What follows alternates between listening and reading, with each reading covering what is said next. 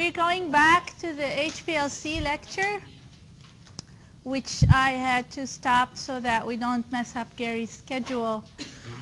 So we're going back, finishing it up. So all of you now have had the HPLC lab. So I thought, let's see what you guys remember or know based on having a lab so that we can go fast and finish this lecture before Wednesday, which you have a quiz on Wednesday. So let's see where your knowledge is at, and then I will speed up if you know the material really well. We'll see. Well, first of all, I want to apologize for the people that are in food chemistry, because having me in the morning in food chemistry and then in lab this morning and then now, you guys are having a Pam's day. So sorry for that. But anyway, let's answer these questions and move on. How does temperature impact resolution? Let's see how many hands are going to fly up at once. What?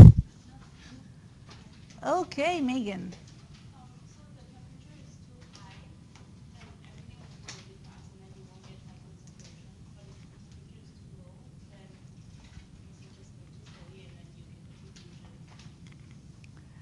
So we want an optimum temperature, right? So when we did the caffeine lab, we set the temperature for that method at 38 degrees C. With that, we ensured optimal viscosity of the mobile phase with high temperature, lower viscosity. And then we ensured that you have enough mass transfer in a short period of time. So you have sharp peaks, good resolution, and shortest analysis time possible without having co-elution. Okay, what about flow rate? How does it impact resolution? This is a good revision for you guys for this. Monique?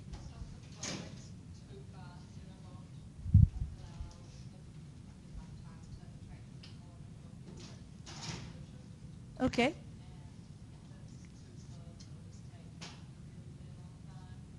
Yes.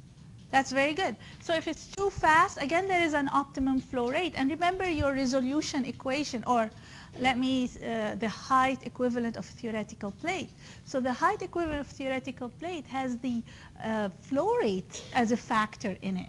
So too high of a flow rate, you don't have enough interaction, everything comes out fast, and you might have coelution, and they come early. If too slow of a flow rate, it will take a long time to reach equilibrium. The peaks will broaden, and you might have coelution, and the analysis time will be very long. Okay. What are the advantages of HPLC over low pressure liquid chromatography? So high performance liquid chromatography over low pressure liquid chromatography. What are some advantages? High performance. Performance,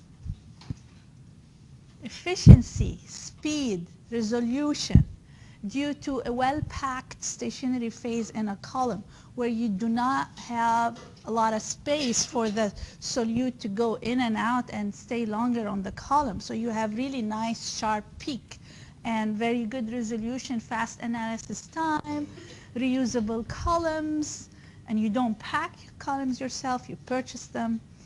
So, and you can recover samples more efficiently because you have good resolution, so you get pure, more or less pure peaks if you're after fractionation and purification. What is a gradient elution in HPLC?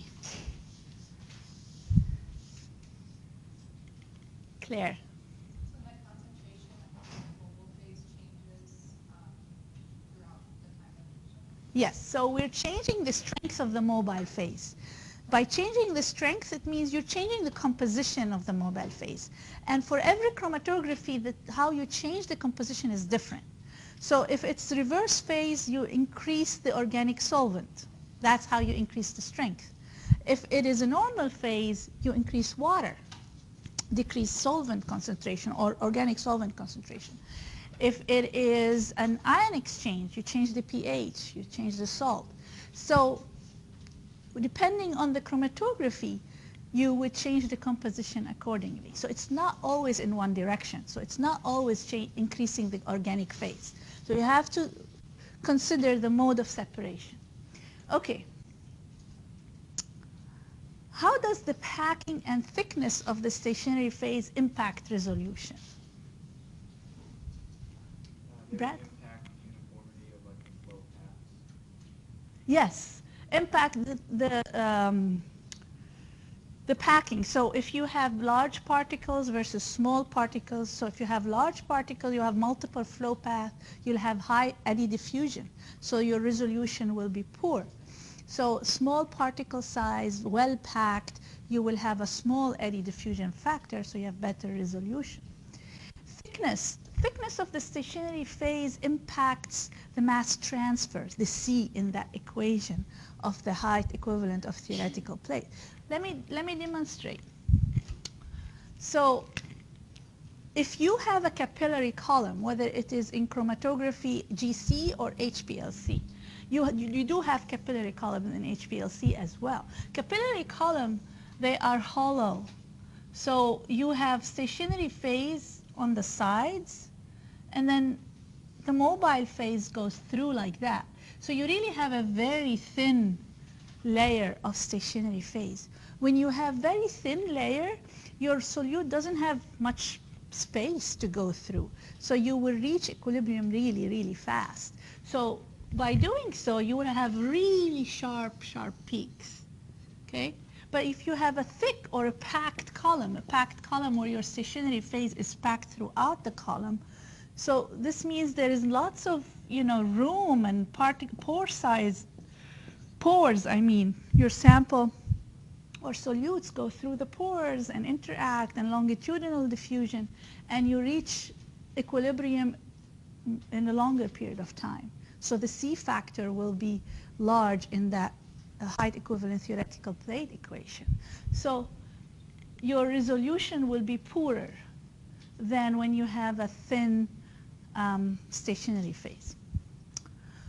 What are the advantages of a narrow diameter column? Yeah? There's like less area for the mobile phase to diffuse. Yes, less area for the solute to diffuse. So again, it enhances resolution, and guess what? Your sensitivity increases. So your peak will be, the height will be longer, okay, rather than having a peak like that. So this is helpful when you have low concentration. Then you will be able to detect a signal better when you have a narrow diameter. Narrow columns and long columns are usually really good because you not only get very good resolution, very good narrow peak, you can also enhance separation of compounds that are very closely related in structure. So the longer the column, the better is the resolution. So narrower columns and longer columns help with resolution. And that's why, Gary will be happy when I say that, that's why GC has better resolution than HPLC in general, because of the long column and then the very thin stationary phase. Okay. What is a guard column? Ted.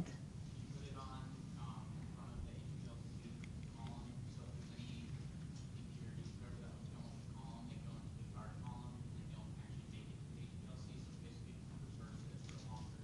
Yes. Very good. So the guard column is guarding your column from impurities that might interact strongly with your stationary phase. And it has the same material as the material in your column. So if you have compounds that bind strongly to your stationary phase, they will get to the column and then block functional groups on the column. Then you reduce the capacity of your column. Then you hurt resolution. Okay? In GC, is there a guard column? What did you do in the lab? You cut the column. You cut the column because there's no guard column. So the front of the column is where all your impurities are. So you cut it, throw it away, and continue. Given you have given that you have a very long column, you have the privilege and advantage to cut the column, but you can't cut an HPLC column. How many solvents and pumps can one use in an HPLC?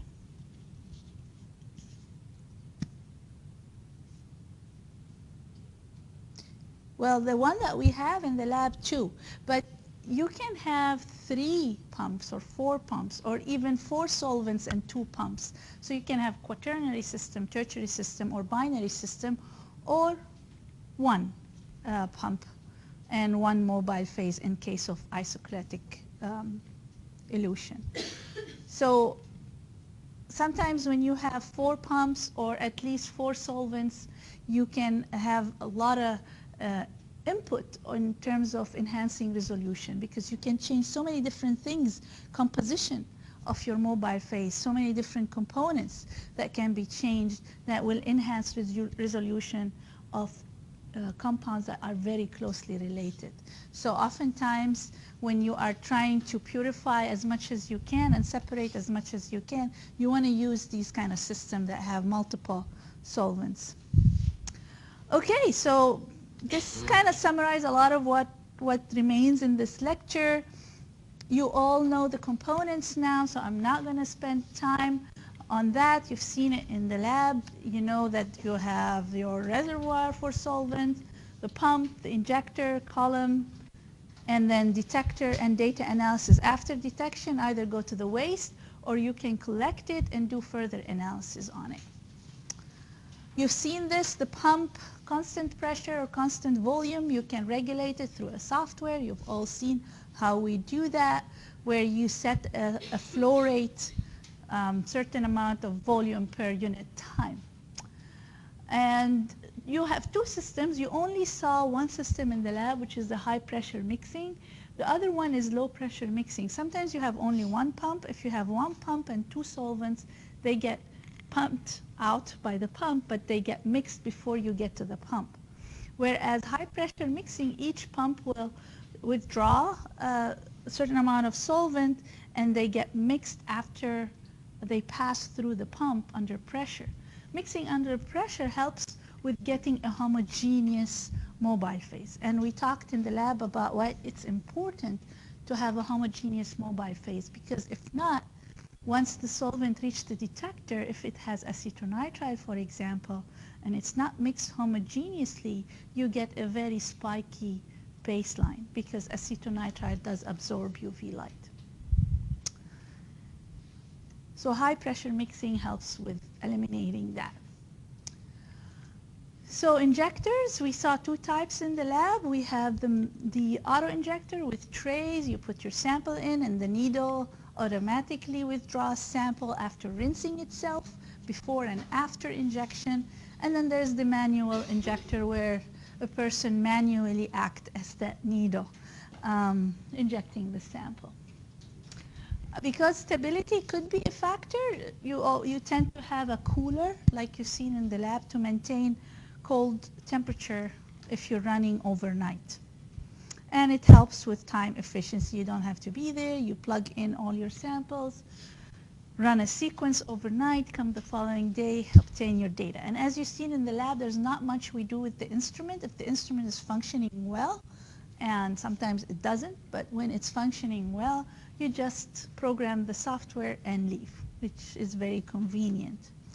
You've seen that 1 type of column in the lab, but the columns can vary in size, length, and width. So there are different column sizes. Sometimes you use those larger columns with the large diameter. So this is when you're doing semi-prep HPLC, we call it. Semi-prep meaning you are after resolution, but at the same time you want to collect fractions. So what you injected in the lab is 20 microliters only.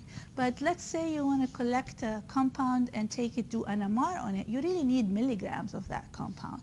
So injecting 20 microliter on the column will take eternity to get you the amount of sample you need to do another analysis. So you would use a bigger column and inject more sample. You can't inject a lot of samples on a regular column because you run into this factor that you will run out of functional groups. So your capacity factor, you will exceed the capacity of the column. And then whatever does not interact with the column will leave the system without interacting, and you get poor resolution, really. So you don't want to load a lot on your column. We talked about pre-column, guard columns already. So there are different types of column based on the diameter or internal diameter. So if the entire internal diameter is 0.5 to 2.5, we call them microbore. And usually microbore are packed column. Okay, so there are two different types of column. You have the capillary column and you have the packed column. So the capillary column are hollow, narrow, open tubular columns, whereas the packed columns are all packed. You have media throughout the column. So you have the microbore and you have the microcolumns where the diameter is less than 0.5 millimeters.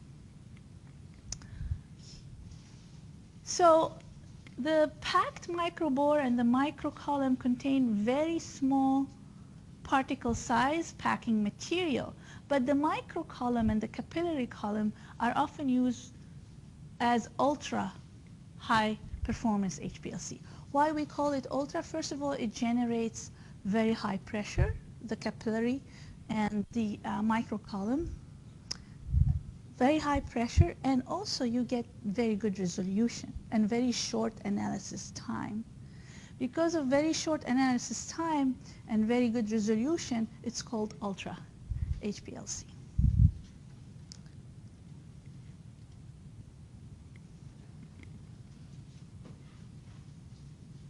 So, what is correct here?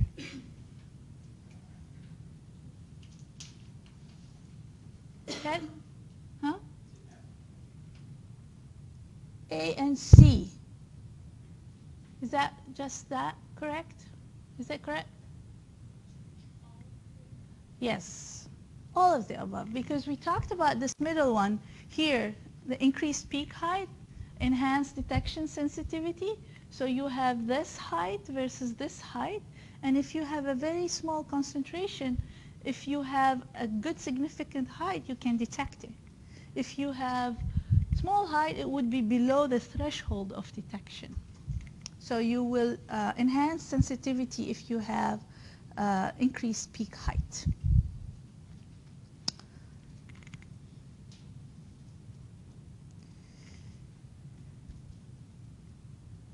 So packing material, so the packing material can be the support and stationary phase at the same time, or either. I'll explain that in a minute. But usually you have well-defined particle size within a very narrow range, sufficient mechanical strength because the pressure is high, so you don't want it to fall apart. So it will have enough mechanical strength. Good chemical stability. You want it to work within a good range of pH and temperature. And then the pore diameter, you can be in control of that, depending on the particle size. So the pore diameter of the particle. So each particle will have pores. So here's a packing material. So you have the silica, and then the silica, which is usually silica with OH group here. You can have a bonded phase. So you reacted with organochlorosilane, and then the R group could be either, for example, a C18 or a C8 or a C30, or it could be an anion or a cation. So you can, this R3 could be a different functional group, and based on that R3, the R group, you would have different modes of separation: ionic, reverse phase, normal phase.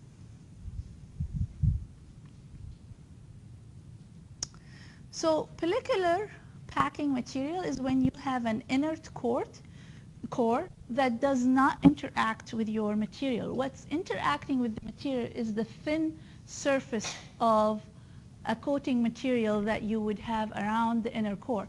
The inert core will provide support, will be the basis for the support of the column, and the thin surface around it is your stationary phase. In this case, you have a very good resolution because you have a thin layer of stationary phase.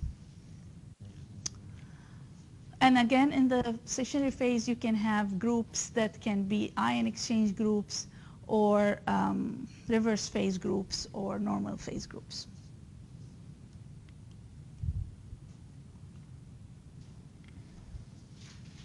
So you also have the micropore and the macropore combination, micropore, macropore. These are when you have resins that are polymers, such as the polystyrene divinyl benzene we talked about for ion exchange. So in this case, you have a polymer, and the more you have polymers, the smaller the size. So pore size. So less network, you will have large pore size. These would be for large molecules like proteins, for example, or carbohydrates, large carbohydrates. Whereas when you have a lot of molecular interactions, polymerization, you will have small pores, and these would be for smaller molecules that you're trying to separate, small sugars, for example, or amino acids. We talked about temperature and why it's important. So you've seen in the lab the oven that we control for temperature. Moving along. Detectors. So that's what I want to spend a little bit more time on, detectors.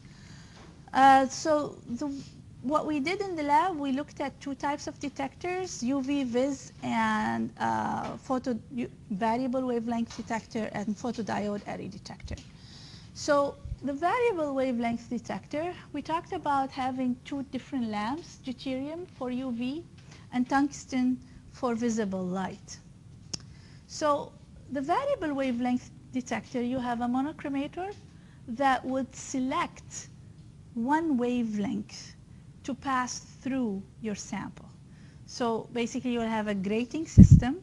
The light from the lamp hits the grating system, light diffracts into singular wavelength, and then only one light gets filtered.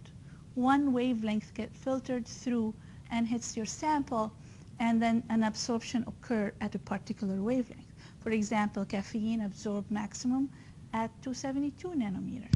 So only the 272 nanometer will hit the sample, caffeine will absorb light, and you get detection.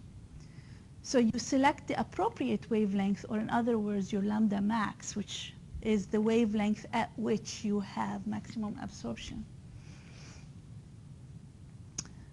So you can select the wavelength that would enhance the sensitivity and measure. And also you can change the wavelength at least once during the run. You can time it and say from minute 0 to minute 15, monitor absorption at 272, from minute 15 to 30, monitor absorption at 325, because you're looking at two different compounds in the same run. So you can do that, and you know which one will come out where, so you can select for that. Now the photodiode array detector is more powerful UV vis detector because it allows a scan. And as we saw in the lab, the scan is a spectra. That means you have on the y-axis, you have wave absorption, and then on the x-axis you have wavelength. At every 0.1 second, you generate a spectra, which is a very powerful thing because you can get an identification or a fingerprint, we call it, for each molecule. So here you have absorption units, and then here you have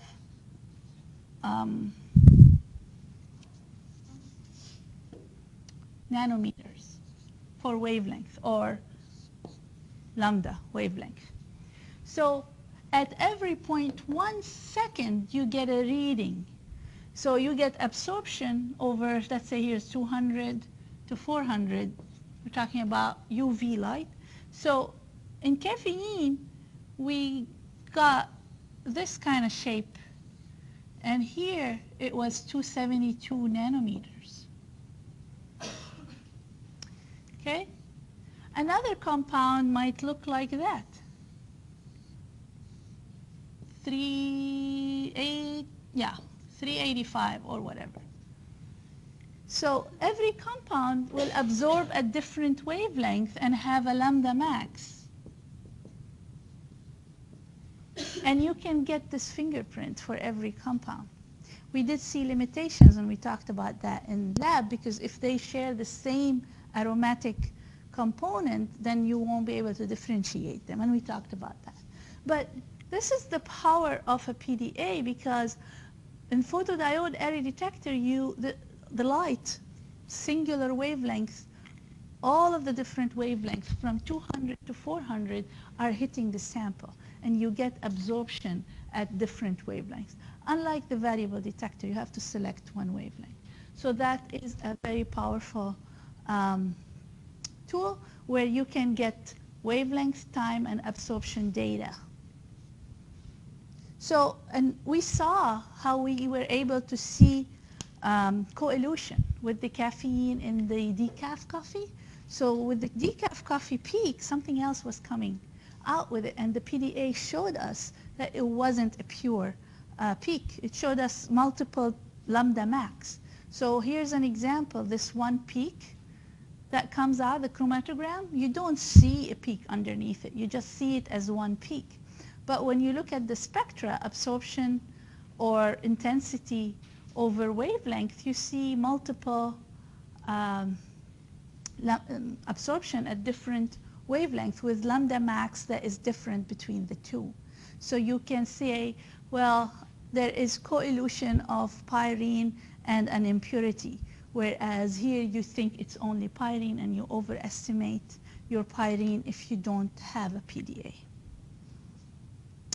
So fluorescence is another detector. It's basically measuring the emission of light, and we'll talk about that on Wednesday when we start spectroscopy. We'll talk about difference of absorption versus emission. In fluorescence, you are measuring emission, and some components emit light, so like vitamins. So it's very helpful because fluorescence is more sensitive. It gives you the concentration when it's very, very small amount. So vitamins are present in very small amount. So we have a high signal of fluorescence. So it's good for compounds that are present in small concentrations. It's also aflatoxin can fluoresce, and they're present in small concentrations, so this is convenient. Refractive index is measuring the change in refractive index in the mobile phase. So as the mobile phase is passing through the detector, if there is your solute in there, it's not specific to a solute, it's just going to change the refractive index measurement due to the dissolved analytes. It's mostly used for sugars, carbohydrate, lipids, and it has low sensitivity. That means not very sensitive to low concentrations, because you want enough concentration to elicit a change in the refractive index. So very small amounts will not elicit a detectable change in the refractive index. One thing I'm going to ask you now and then ask you again in the carbohydrate lecture, can we use gradient elution with refractive index?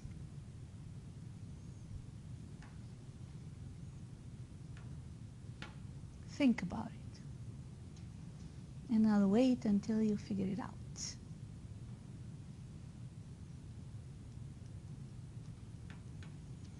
Tara. Educated guess, no. Yes, why? As your gradient gets diffraction, so if you're adding more solution, only you can diffract differently as you're adding it in. Exactly, thank you. That is absolutely correct. So if we're changing the concentration over time, then we're changing how it is, the refractive index basically, how it's going to refract, how the light will refract. So definitely we cannot. It has to be an isocratic elution, so nothing is changing but the presence of a solute when it hits the detector. Okay, the electrochemical detection,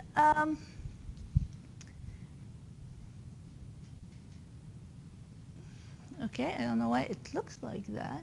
I thought I changed it, but so it is basically if a compound oxidize or reduce and then you apply a potential, you'll see a change in the current.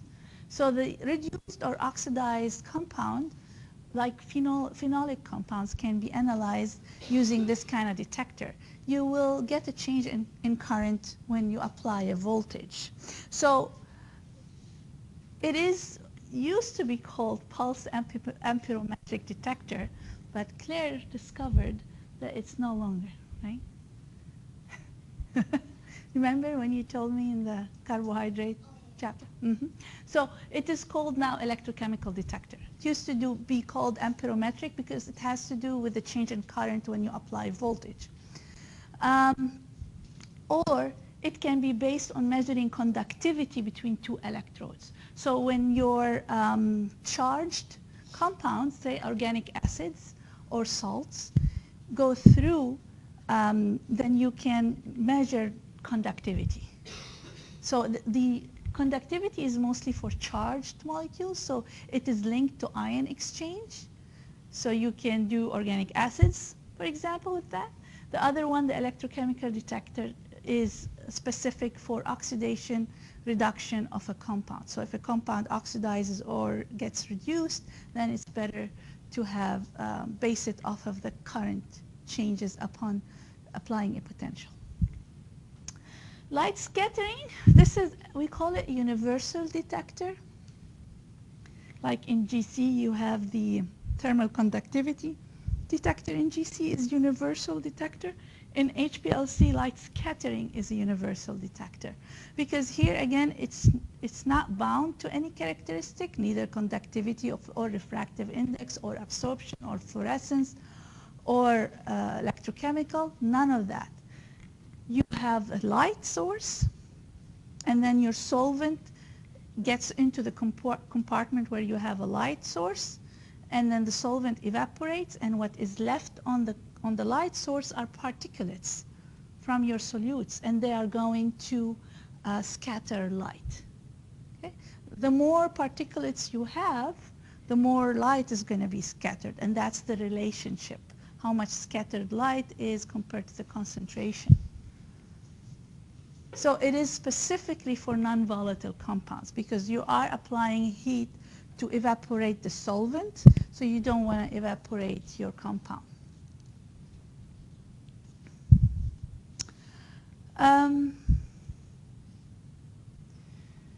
Mass spec is another, of course, detector that some of you started the lab and we had the lectures with Gary. So here we are detecting compounds based on their ionization and their mass. And then chemical reactions, the last thing here, for example, this is applied a lot in amino acid composition analysis. In order for amino acids to be detected by UV light or by fluorescence, they can be derivatized, either pre-column or post-column. That means we do the derivatization before we inject, or there is a derivatization process after the column separates them and then the detection.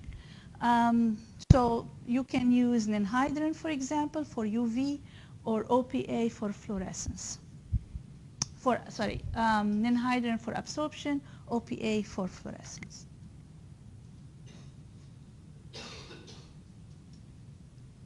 So this is a summary from table 13. Now, because 13.1, this is, if you have it in your slide as a different chapter, because chapter numbers differed. So now in the new book, it's chapter 13, so this is table 13.1. It's a good summary of examples of application. So if in an exam or in a quiz, I ask you, give me an example application. So here's an analyte, a separation mode, and then the detector that is associated with it. So it's a nice summary table for examples. Different HPLC analysis. So here I'm going to give you examples, and in later chapters we'll talk more specific. So when we cover carbohydrate, we'll talk about HPLC, different modes, and when we cover proteins, etc. So But here briefly, if you have a normal phase, it's relatively used for hydrophilic species because your normal phase, you have a hydrophilic stationary phase and a hydrophobic or nonpolar mobile phase. For reverse phase, relatively nonpolar species, and I say relatively because they do have some polar components in them. For example, proteins have polar and nonpolar residues. So we say it's very important to say relatively nonpolar because they could have association with polar stationary phases as well. So some pesticides, mycotoxins, antibiotics, fat-soluble vitamins, phenolic compounds, alkaloids like caffeine in the lab we did. The ion pair reverse phase, you can use a reverse phase principle for ions.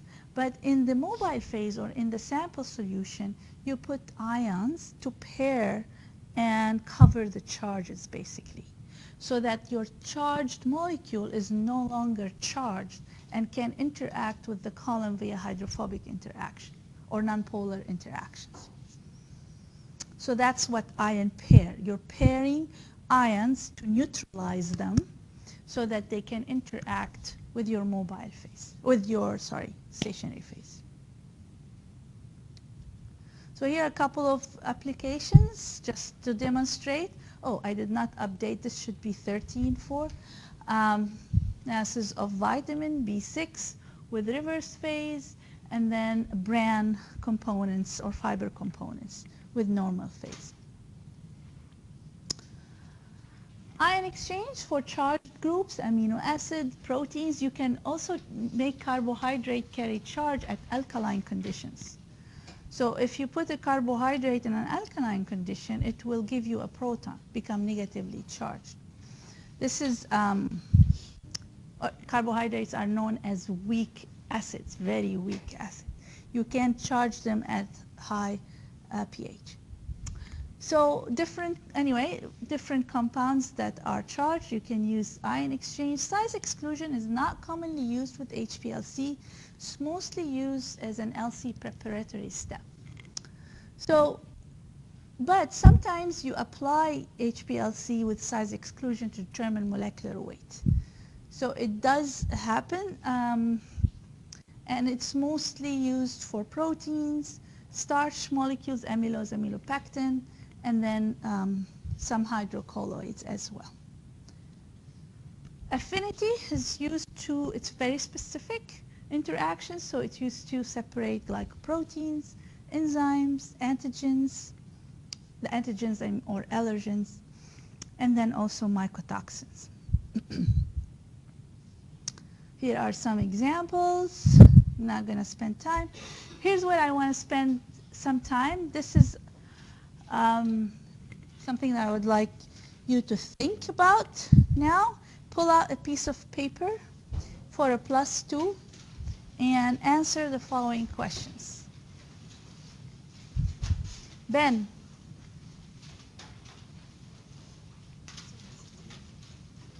+2. He was out.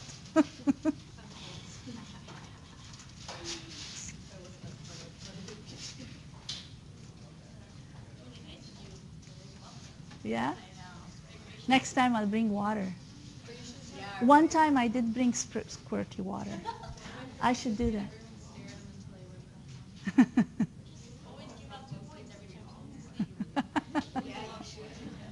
Yeah. For every time he goes to sleep? You're turning me into a bad professor. Okay. All right. Okay, let's look at this chromatogram. Okay, so this is relevant to your LC-MS lab, where we are running isoflavones through and we're separating them. The way we're achieving resolution, we start at 17% acetonitrile, and then from 0 to 25 minutes, we go up to 25%, and then we hold steady. From 30 to 40, we increase to 30%, and then hold steady, and then we go down to 17% for equilibration. Okay? So is this normal or reverse phase chromatography? If you had the lab this morning, do not answer. The LCMS group. Others, is this normal or reverse phase? Look at this. This should tell you.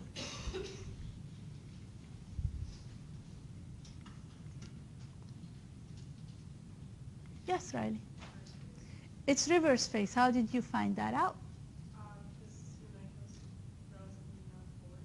Yes, and we are increasing the concentration over time. So we're increasing the strength of the mobile phase by increasing the nonpolar organic solvents. So this gives you an indication that this is reverse phase chromatography. Okay, perfect. Which isoflavone is the most polar?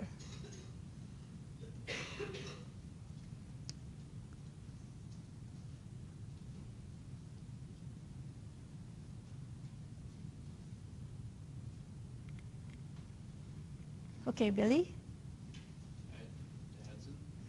Diadzin. So in reverse phase, the most polar will interact the least with your column. Column is the material in the column is relatively nonpolar. So the most polar will interact the least. So that would be diadzin. How would you change? Now this is nice. Okay. How would you change the mobile phase so genistein would elute sooner without changing the relative positions of the other compounds? So genistein is right there.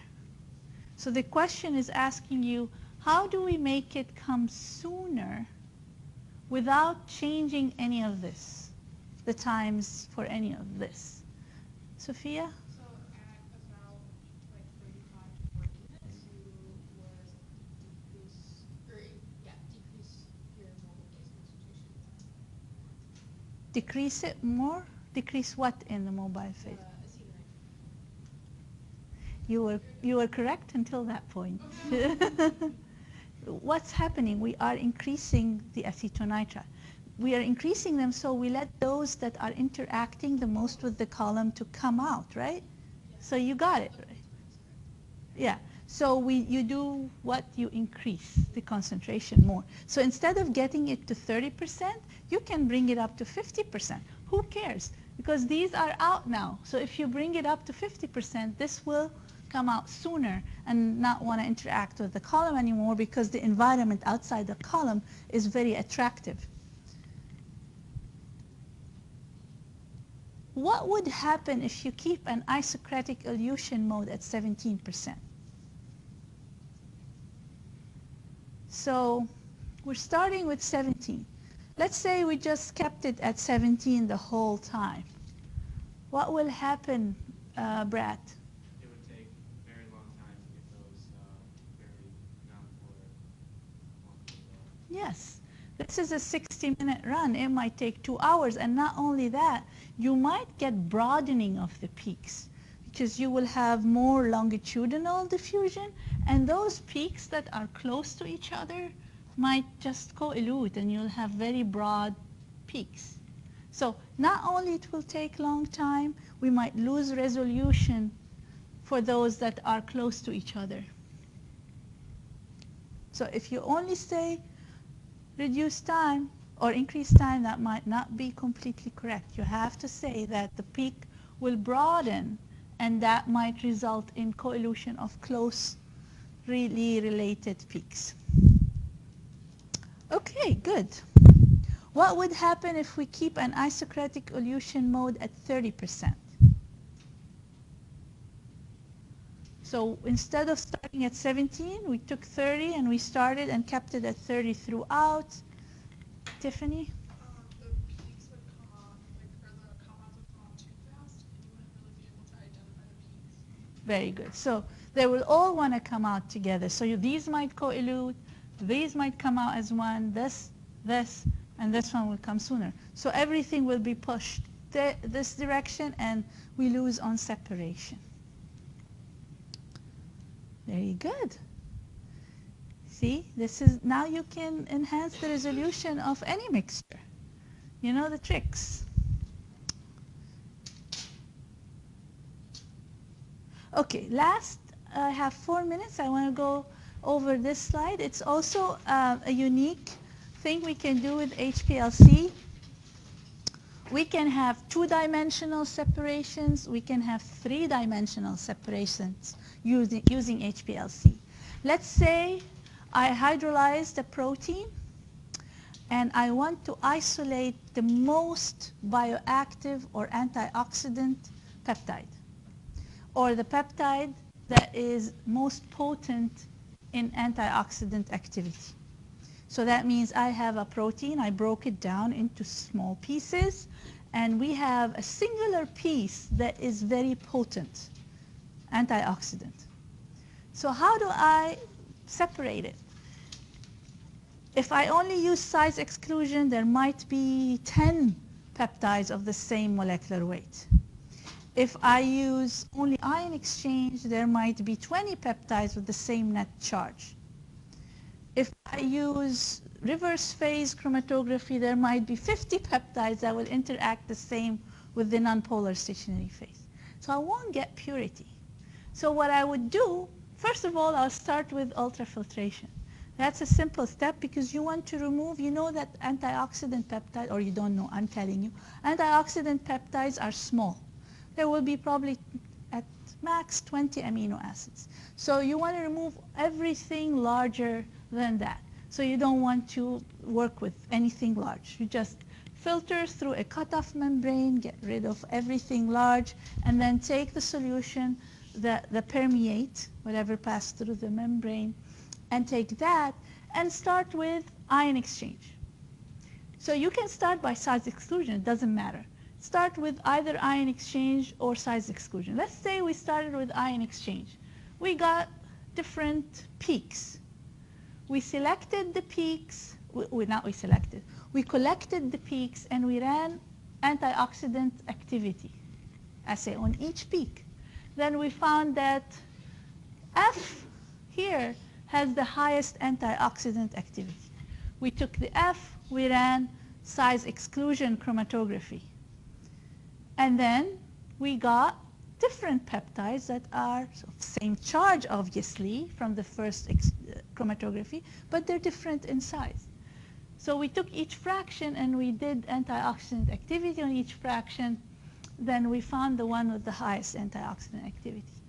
We took that, we ran reverse phase chromatography, again, took each column, and then each peak, and then we did the activity, and we found a singular peptide that has the highest activity, and from there we can take it, do N-terminal sequencing or C-terminal sequencing, and identify that peptide and determine which one has the potent activity.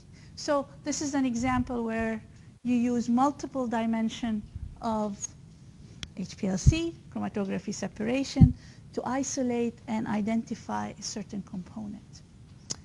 Okay, that's it. I'll see you on Wednesday. Yes, hand your +2. Oh, okay, before you leave, I messed up in the email I sent you on Friday in the groups that are doing what each week. So group on Wednesday, groups E and F are doing AA. Remember that. Emily, just 1 minute. E and F are doing AA. G and H are doing LCMS. Please remember that, each group for Wednesday.